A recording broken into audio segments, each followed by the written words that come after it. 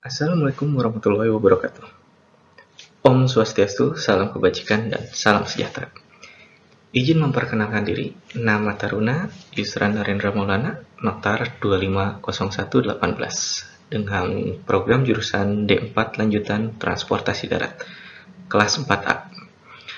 Pada kali ini, saya akan mempresentasikan tugas besar proposal ilmiah pada mata kuliah Metodologi Penelitian.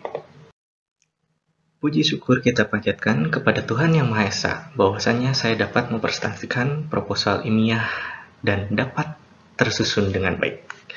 Proposal ilmiah ini mengangkat nama dengan tema kemauan dan kemampuan, ability to pay and willingness to pay, membayar tarif angkutan massal perkotaan dengan skema pemberian subsidi atau by the service di Bali. Transportasi memiliki peranan yang sangat penting dalam kehidupan masyarakat saat ini. Transportasi telah menjadi media untuk melakukan perpindahan barang ataupun orang dari suatu tempat menuju tempat tujuan. Salah satu sarana transportasi yang digunakan oleh masyarakat adalah angkutan umum. Angkutan umum adalah layanan jasa angkutan yang memiliki trayek, jadwal tetap, tarif, maupun lintasannya yang dikelola oleh pemerintah atau operator tertentu dan dapat digunakan untuk masyarakat umum.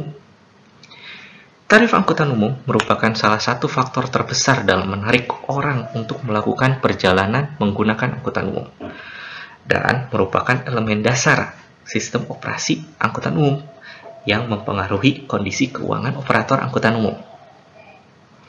Sebagai tahap lanjutan kegiatan pengembangan angkutan massal berbasis jalan dengan skema pembelian layanan by the service tersebut, maka perlu dikaji besaran tarif angkutan tersebut yang akan dibebankan kepada masyarakat. Sesuai dengan judul laporan ilmiah saya, yaitu kemampuan dan kemauan, ability to pay and willingness to pay, membayar tarif angkutan massal perkotaan dengan skema pemberian subsidi atau by the service di Bali. Sebelum memasuki pada rumusan masalah, saya akan menjelaskan sedikit mengenai apa sih itu by the service. By the service adalah sebuah program Kementerian Perhubungan yang diluncurkan pada tahun 2020. Kegiatan itu masih sangat baru, sehingga saya tertarik untuk mencoba mencari sesuatu yang bisa dikaji dari by the service tersebut. Program by the service ini pada tahun 2020 yang diselenggarakan pada pertengahan tahun 2020 di bulan September itu masih dalam kondisi gratis untuk menaiki bisnya tersebut, sehingga betul-betul disubsidi oleh pemerintah pusat 100%. Di sini saya akan menyusun rumusan masalah. Seandainya terjadi ketika nanti pada tahun yang akan datang, subsidi dari pemerintah pusat akan dikurangi. Yang pertama adalah bagaimana karakteristik pengguna by the service di wilayah Bali. Itu yang sangat penting. Dan yang kedua, berapa sih nilai ability to pay and willingness to pay berdasarkan persepsi pengguna angkutan umum di Bali. Dan yang ketiga, berapa besar tarif ideal yang berdasarkan tingkat kemampuan dan kesediaan membayar pengguna angkutan umum tersebut. Itu yang harus difikirkan oleh kita bersama. Tujuan dan manfaat. Pada laporan ilmiah ini, saya memiliki tujuan, yaitu yang pertama, 1. Sebagai penentu tarif. Yang kedua, untuk mengetahui pengaruh faktor-faktor penentu kemauan dan kemampuan membayar. Dan yang ketiga, untuk mendukung pelaksanaan program pengembangan angkutan massal sesuai dengan standar pelayanan minimum. Maksudnya adalah penentuan tarif pengembangan angkutan massal berbasis jalan dengan skema pembelian layanan atau by the service di Bali, guna mendukung pembangunan angkutan massal di kawasan perkotaan Indonesia. Batasan masalah. Batasan pada laporan ilmiah ini, yang pertama, rute pengembangan angkutan massal berbasis jalan dengan skema pembelian layanan by the service di wilayah Bali. Yang kedua, pengumpulan data baik data primer maupun data sekunder. Yang ketiga, identifikasi layanan angkutan umum perkotaan di wilayah BTS Bali. Yang keempat, identifikasi faktor-faktor penentu nilai kemauan dan kemampuan ability to pay and willingness to pay pada masyarakat. Dan yang kelima, perumusan besaran tarif pengembangan angkutan massal berbasis jalan dengan skema pembelian layanan by the service. Keaslian penelitian.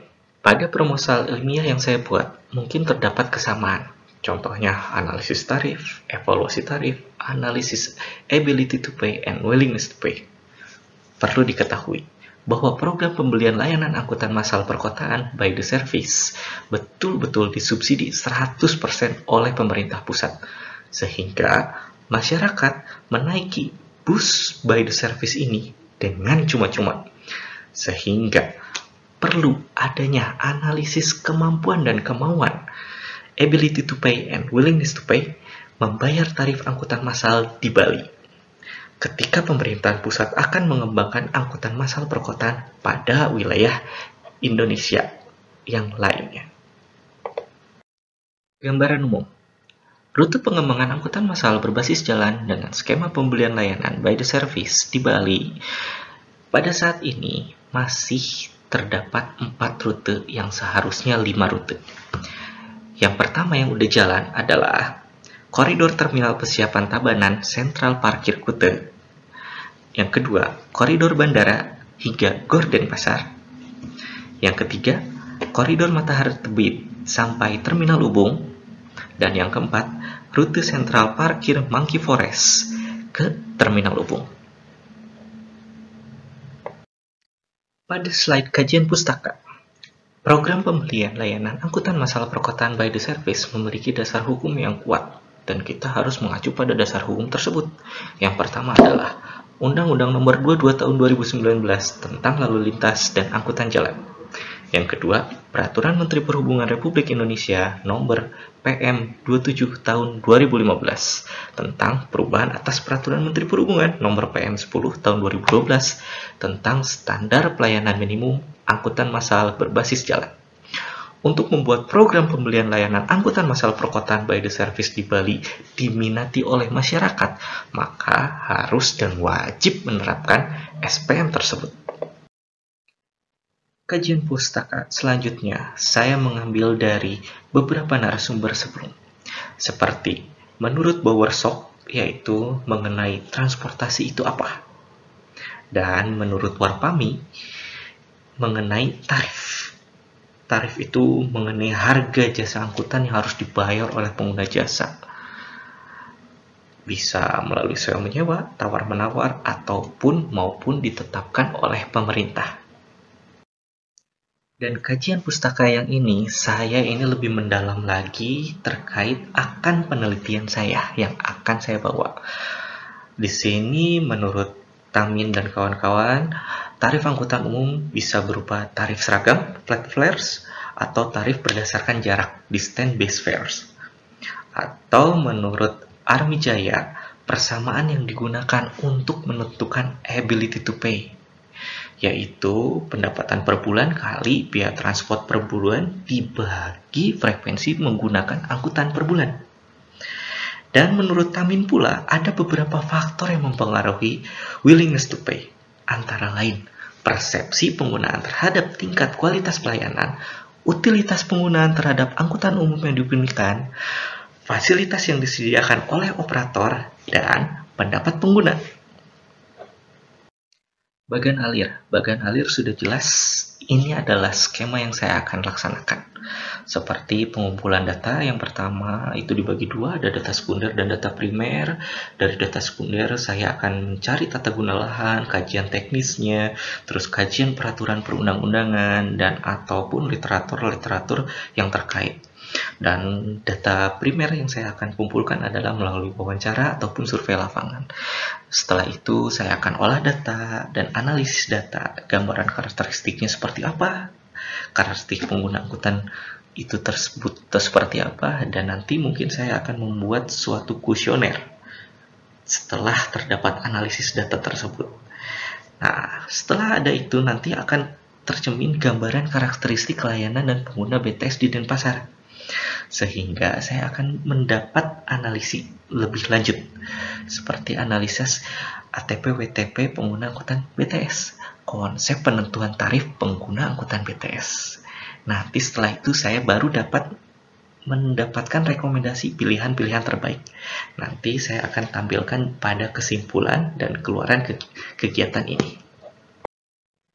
Metode pengumpulan data ada dua, yaitu yang pertama yang saya akan lakukan adalah data sekunder terlebih dahulu. Data sekunder itu diperoleh dari studi pustaka dan data-data dari Kementerian Perhubungan. Jelas, karena By the Service ini adalah program Kementerian Perhubungan pada Direktorat Jenderal Perhubungan Darat. Dan yang kedua, Dinas Perhubungan Provinsi Bali sebagai pemilik wilayah dan yang mengetahui masyarakatnya.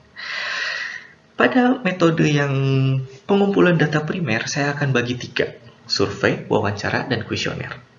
Survei itu terdapat survei statis dan dinamis. Nanti mungkin saya akan jelaskan lebih detail lagi pada laporan ilmiah saya, apa itu survei statis dan survei dinamis. Dan yang kedua, wawancara. Berhubung sekarang masa pandemi, saya akan coba wawancara, tapi tidak terlalu banyak.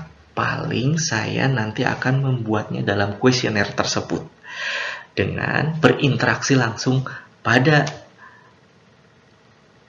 bus by the service tersebut. Metode analisis yang saya akan gunakan ada 3. Analisis BOK, biaya operasional kendaraan. Saya akan melihat dulu BOK-nya itu seperti apa, by the service ini. Karena dengan kita melihat BOK, kita tahu pemerintah itu mengeluarkan anggaran sebesar berapa dan tarif berapa per orang untuk menggunakan bus by the service. Dan yang ketiga, analisa tingkat pendapatan pada masyarakat di Bali. Dan yang ketiga, analisa ability to pay dan willingness to pay dengan menerapkan beberapa faktor seperti yang tadi Profesor Tamin sebutkan. Sekian presentasi proposal ilmiah saya. Semoga dapat melaksanakan kelanjutan pada karya ilmiah saya ini. Akhir kata, wassalamualaikum warahmatullahi wabarakatuh. Om Santi Santi Santi Om. Salam kebajikan dan salam sejahtera. Terima kasih, matur suksma.